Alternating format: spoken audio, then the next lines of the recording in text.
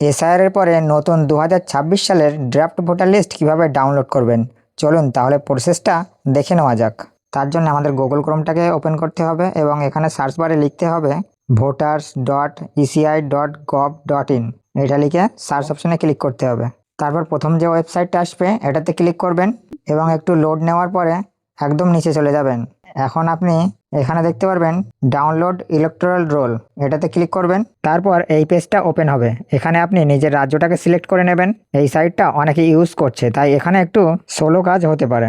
এখন দেখতে পারবেন এখানে এআর 2026 সিলেক্ট থাকবে এবং তার পরেরটা এসআইআর ড্রাফট রোল 2026 এটাও সিলেক্ট থাকবে। এখন আপনাকে নিজের ডিস্ট্রিক্টটাকে সিলেক্ট করে নিতে হবে। তো আমি আমারটাকে সিলেক্ট করে নিচ্ছি। তারপর আমাদের অ্যাসেম্বলিটাকে সিলেক্ট করতে হবে। আপনি এখানে সার্চ করেও লিখে নিতে পারেন। অ্যাসেম্বলি সিলেক্ট করার সাথে সাথে আপনার ল্যাঙ্গুয়েজটা অটোমেটিক্যালি সিলেক্ট হয়ে যাবে।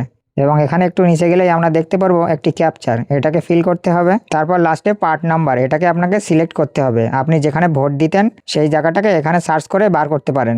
তারপরে সেখানে টিকমার্ক দিয়ে আপনি ওপরে ডাউনলোড সিলেক্টেড পিডিএফস লেখা আছে ওটাতে ক্লিক করবেন। আমার অলরেডি একবার ডাউনলোড করা আছে, তাই ডাউনলোড এগেন দেখাচ্ছে। তো এইভাবে আপনি আপনার ভোটার লিস্টকে খুব সহজেই বাড়ি মোবাইলের মাধ্যমে বার করে নিতে পারবেন। তো এমন ধরনের ভিডিও পাওয়ার জন্য পেজটিকে অবশ্যই ফলো করে রাখুন।